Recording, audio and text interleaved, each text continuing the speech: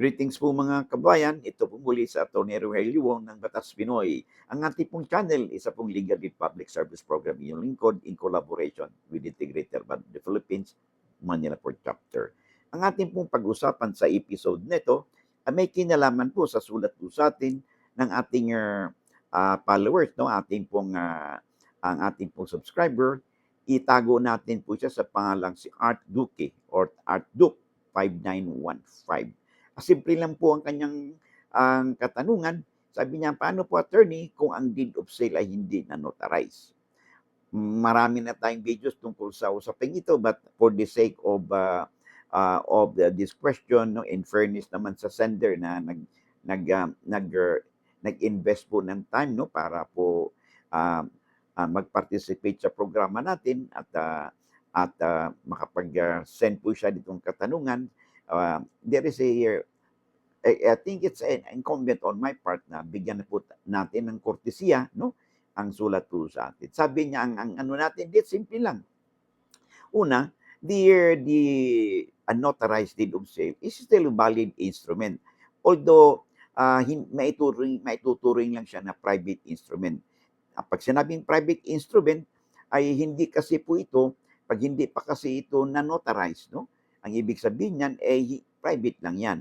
At sa batas kasi natin, anumang transaksyon, no, may kinalaman sa paglipat ng lupa, real properties, or enforcement of real rights, kailangan po maging public instrument ang ipresenta natin sa Register of Deeds, sa BIR, at saka sa Assessor's Office, among others. No? Kasi yan po sinasabi ng batas, no, na ang maaari lang natanggapin ng mga ahensyang nabanggit ay yung mga dokumento na may tuturing na public instrument. In other words, dapat para maging public instrument ang isang dokumento, tulad po ng deed of sale, no, ay dapat notarized po ito. So, again, hindi natin sinasabi na hindi po valid ang bilihan ng lupa ng deed of sale, no? Dahil hindi notarized. Valid pa rin po 'yan and so far as between the seller and the buyer. Valid po 'yan, no, because in the first place, no, there is always the presumption of regularity and validity of a document. So, maaari niyong gawin, no, kung halimbawa ay nandyan pa rin si seller, nakikita kayo, well, you can approach him and pumunta po kayo sa notary public, no, together with your witnesses, no, at ipanotaryo po ninyo ang dokumento. So, tapos na po yun. Okay?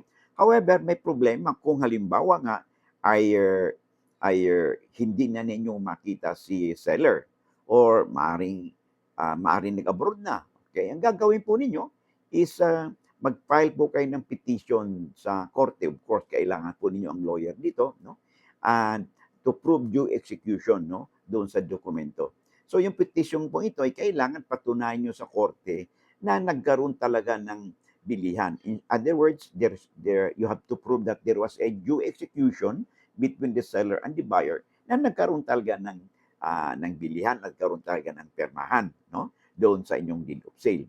Ngayon, pag na-convince mo ang korte na talagang nagkaroon nga ng bilihan, then ang korte na mismo ang bibigay po ng order recognizing na there was a due execution of the deed of sale, and then this will become what?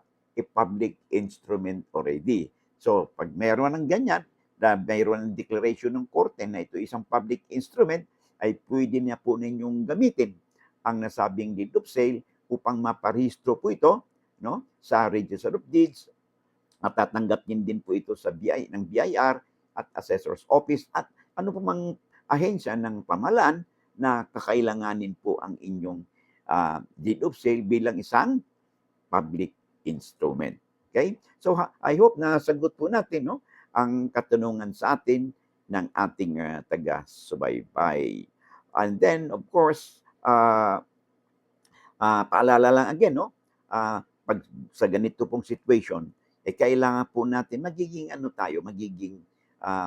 alerto na tayo na makakuha tayo ng lesson, no, dito sa pangyayaring ito because pag hindi kasi po natin naparehistro yung bilihan po natin, no, kaagad, no, maroon pong consequences po diyan. Una, yung tax consequences po yan. Ano yun? Kasi dapat, una, dapat bayad ang capital gains tax. sino ba may obligasyon magbayad ng capital gains tax? Of course, it should be the seller because the seller is presumed to realize the gain, no, din sa inyong bilihan. So, however, pag wala si seller, hindi mo na makita, di din kayo bibigyan ng ICAR ng BIR pag hindi po fully paid yung mga taxes tulad ng capital gains tax at saka yung documentary stamps tax at saka yung penalty interest charges. So it is to the best of your interest na paparehistro. So in this case, kung hindi nyo makita yung si seller na, mapipilitan po kayo na bayaran yung capital gains tax. And of course, yung documentary stamp tax. So that maiwasan ninyo ang compounded interest, no, at penalty charges, no, for late filing of returns of the capital gains tax at documentary stamp tax, no.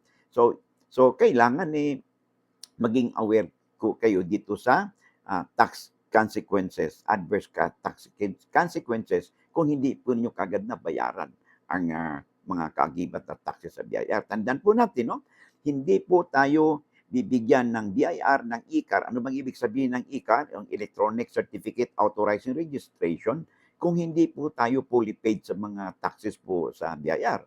So, pag wala po kayong ICAR, ay hindi po tatanggapin ng Register of Deeds, no, ang inyong deed of sale para maparehistro po ito. Then that's the first consequence. Another adverse consequence kung hindi po natin naparehistro kaagad o napa-annotate natin yung ating deed of sale is there is that danger na maaring yung lupa na nabili ninyo kahit na nasa iyo na yung original na titulo ay maaring naibenta sa iba or maaring naisanla ng may-ari na hindi mo alam. So, masusurprise ka na lang na sa pag-akala mo ay dahil may deed of sale ka at may nasa iyo yung original na titulo, hindi mo pala alam na ito pala na-canceled na. Yun nga, ay siyempre may problema ka ngayon. So, ikaw ngayon yun ang magpapasan ng problemang ito. Of course, this is without prejudice na pwede mong ihabla yung seller, no, for double sale or multiple sale at saka istapa, no? But nonetheless, nag-suffer na kayo sa mga consequences. So kaya kailangan ay magiging listo po tayo. Now may tatanong, paano ba na possible na mabenta uli kung ang original na titulo ay nasa original naman na buyer? Well, madali lang po 'yon, no? Sa mga unscrupulous na mga tao, ang gagawin po nila is pag nalaman nila na halimbawa, may nakalipas na ilang buwan na, ay hindi o taon, yung iba taon, hindi pa rin naipalipat yung titulo sa buyer. So ang gagawin niya ngayon, ay maring mag-execute siya ng affidavit of loss doon sa Register of Deeds. And then kaakibat nito, mag-file siya ng petition sa korte, no? For the reconstitution of the lost title. So palabasin niya na wala yung original niya. Yung pala, nasa iyo pala yun. So dahil wala namang maging opposition, wala namang magkukontra, most likely, gagrant po ng korte yung kanyang petition for the reconstitution of title. So kung may titulo na siya, ay maaari din niyang itong ibenta o isangla ng hindi mo alam.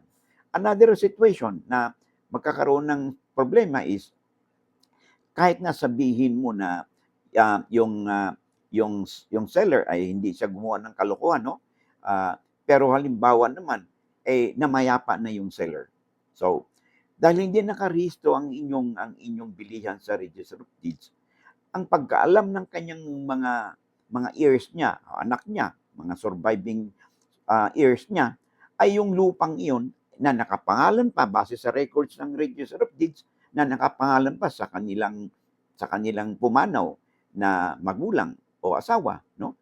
Ay pagmapay-ari pa rin at bahagi pa rin ito ng tinatawag nating conjugal property, no? Ng mag-asawa or community property ng mag-asawa. So mangyayari ngayon diyan dahil hindi mo na parehistro ay yung mga heirs nito ay isasama yung lupa na naibenta sa iyo bilang kasama sa kanilang mana. So ito na ngayon, dito ka ngayon magkakaroon ng problema because kahit na sabihin mo na nabili mo na yan, no? dahil hindi notarized at hindi naman naparehistro ang inyong bilihan sa Register of Deeds, no, it becomes a private property, and therefore the whole world, no, ay hindi po sila, in so far as notice is concerned, wala po silang pakialam diyan. Ang sa kanila, ang kanilang reliance ay kung ano yung nakalagay sa records ng Register of Deeds, which is the repository o mga titulo po ng lupa, no, dito sa Pilipinas. Kaya they relied on the titles of the records of the Register of Deeds. So maaaring sabihin na in good faith kami, no, na itong lupang ito ay talagang bahagi ng aming mana. So kahit na sabihin mo nasa iyo yung titulo, the heirs can always say na namayapa yung aming magulang, yung aking asawa, na hindi namin alam kung nasa nakalagay yung titulo, then the same procedure. Magpapala siya ng affidavit of loss doon sa Register of Deeds at magpile din sa petition sa korte for the reconstitution of the lost title. So for the meanwhile, kung ganitong situation mo, ay siyempre, kung po ngayon ay magsasuffer ng consequences dahil lamang sa hindi ninyo pagpanotaryo o dahil hindi kaagad ninyo naparehistro ang inyong bilihan. So I hope, no, nasagot natin ang katanungan sa atin ng ating taga-subaybay. At by the way, no, kung baguhan pa lang po kayo at hindi po kayo nakapag-subscribe pa, and if you find our videos interesting and informative, hindi naman po siguro ka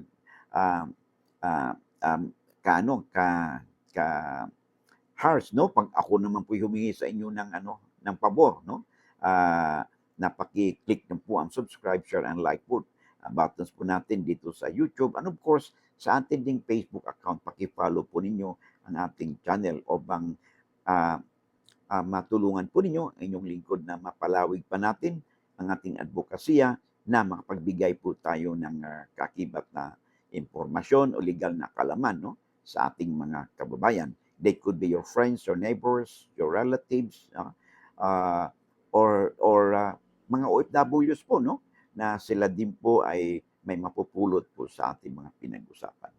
So hanggang dito lang muna tayo, and I hope to see you again in next video po natin. By the way, huwag niyong kalimutan, pakiclick po ang notification bell upang sa ganun, pag may mga updates, you'll be duly notified at wala po kayong mamimiss na episode.